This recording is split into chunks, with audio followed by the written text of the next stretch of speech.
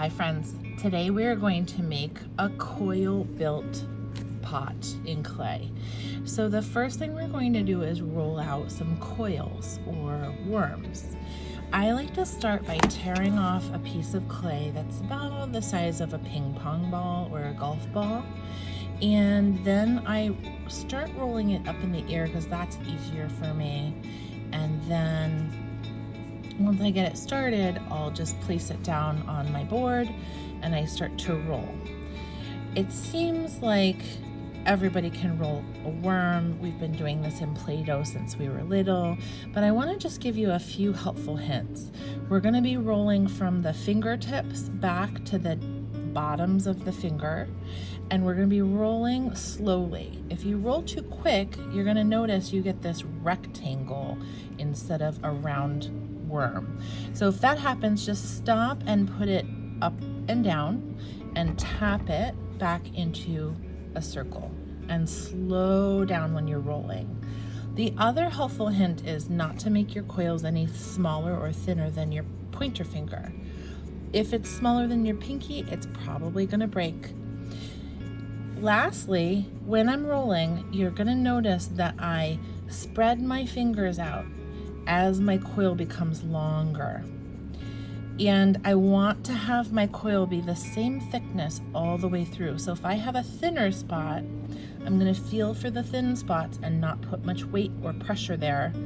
And I'm going to feel for the thicker spots and roll that part out. So eventually they will be all the same thickness, the same size as my pointer finger. I like to get a couple coils ready and then start building. You could just roll one at a time, or you could roll a few out and start. So our first step is to roll coils. Our second step is to slip and score. So when we have two coils just next to each other and the clay starts to dry out, they will separate from each other and your pot will start to break apart. If you're building a coil pot and you have little holes or cracks in between each coil, and you were imagining this was full of soup or hot cocoa, your hot cocoa would pour out if there was a hole between the cracks. So we don't want that. The way that we keep our coils together is by roughing up one side, roughing up the other side, and then making the clay really mash up into one. So the way we do that is we are going to do scratch in one direction and scratch in the other direction. So it's kind of like a tic-tac-toe shape, and I'm just roughing up the surface. I'm not poking holes in it. I'm scratching like a hashtag or a tic-tac-toe shape. And then once I've done that all the way down my coil, I'm going to use slip, which is just watery clay, and I'm going to use the back of my fork. We don't use these to eat off of. These are only forks for clay. I'm going to scoop up some of this slip. It's almost going to act like a paste. And I'm not mashing it down because I don't want to smooth out all that roughed up surface. I'm going to plunk it down. I can use my fingers or I can use a tool. When I touch those two sides together, there's not going to be any air stuck in there. The extra slip will squish out. So the first thing we need to do is build the bottom. So we're going to build it out as wide as we want our mug or our bowl to be. If it's a dish, we would need it to be way wide, like a frisbee. If it's a cup, it would only need to be a little bit wide. So I'm going to build the bottom, which means my slip and score needs to be turned in on itself, and I'm going to coil or spiral this together. Okay, I'm just gently tapping these together so they press in. I'm not mashing it up into a ball. When I run out of my slip and score area, I need to stop and keep scoring. Add more slip and then push it together. You notice how this slip squishes out. I can just wipe it away with my finger. And then wherever my coil stops, I'm going to keep building on and just pretend my coil keeps going. All right, then I'm going to stop and add some slip, score a little bit more, and keep on going like this until it's built out as wide as I want my base or the floor to be.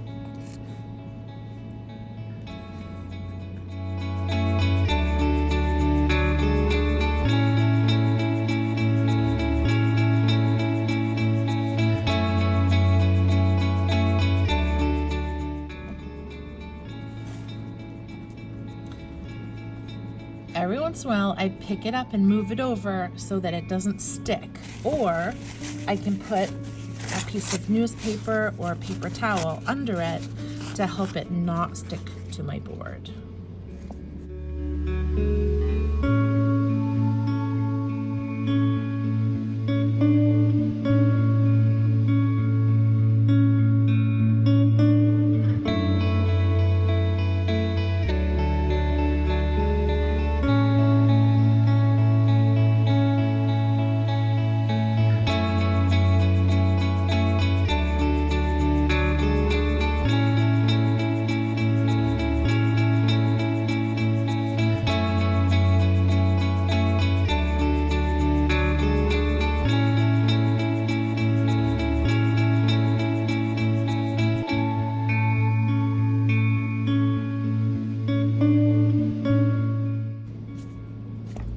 Notice that I flip my piece over every once in a while to make sure that it's really stuck together nicely. I don't have any holes in between my coils, and it's not sticking to the bottom or my board.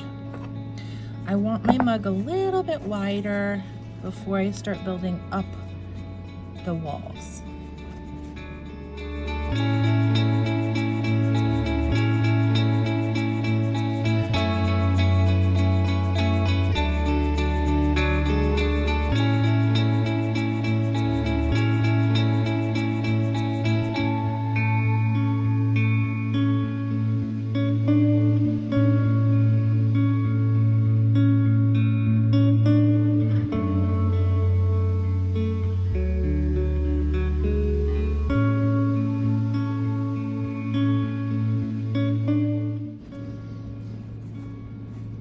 This one didn't go all the way around, so I'm going to need to slip and score this edge too, where the two coils will meet.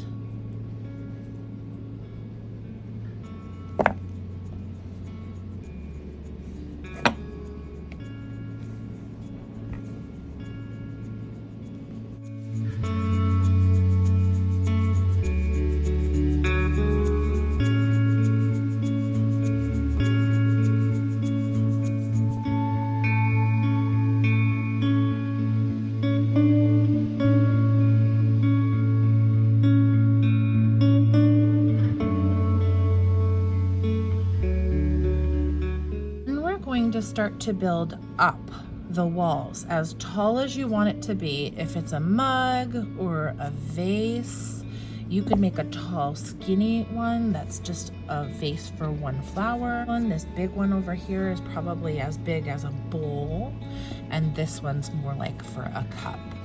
Let's go back to my bowl, and I'm going to just go around the top part now where I'm going to start to build up the walls.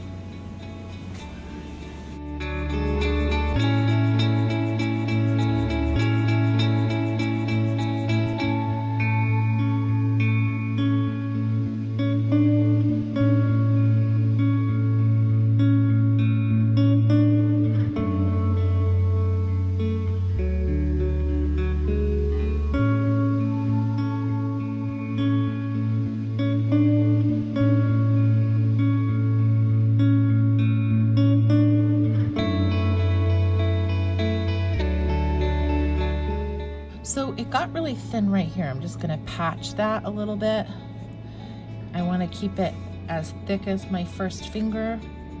And then when my coil overlaps here, I'm going to make sure that I start to slip and score up top And instead of cutting my coil here and starting another layer, I can just keep my coil going right up that next ramp. So it's going to slither like a snake all the way around into a coil. I spy a little hole right here that I want to patch. And I need to support from the inside so that I don't collapse my bowl. And I'm actually going to make a tiny little skinny worm to fill in that space right there, because I don't want any of my hot cocoa getting out through that crack.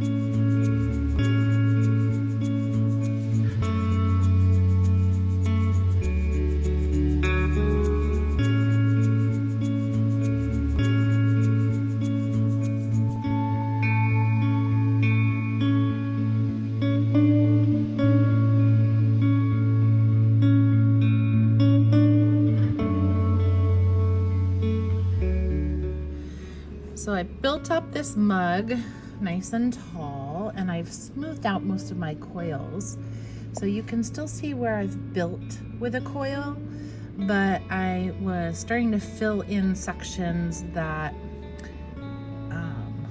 bumped in, and I wanted them to be even, or areas that might have a hole in them so that my hot cocoa doesn't come out of the mug. And you can leave your coil pot with its coil showing or fill it in, and I'm just choosing to fill this section in. I'm going to show you the inside, and you can still see the coils.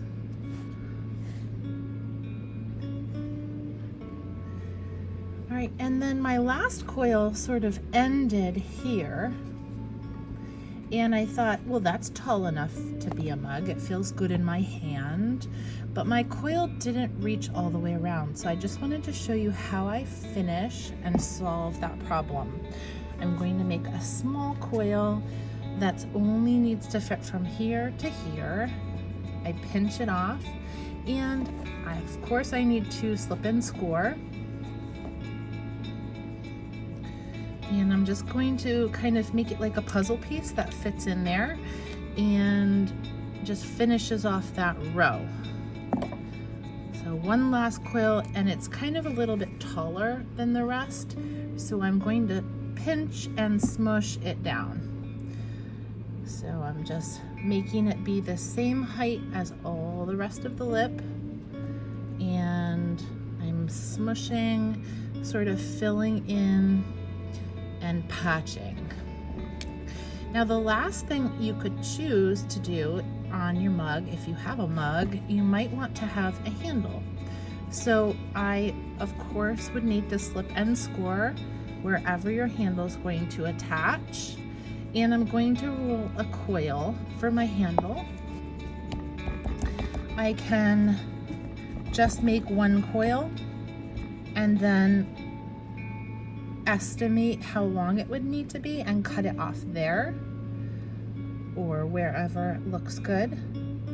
Then I would slip and score here and the other side of the U and attach it on. I am not cutting that down because I would like to show you a fancy handle. I'm making 2 coils. Then I'm going to twist them together.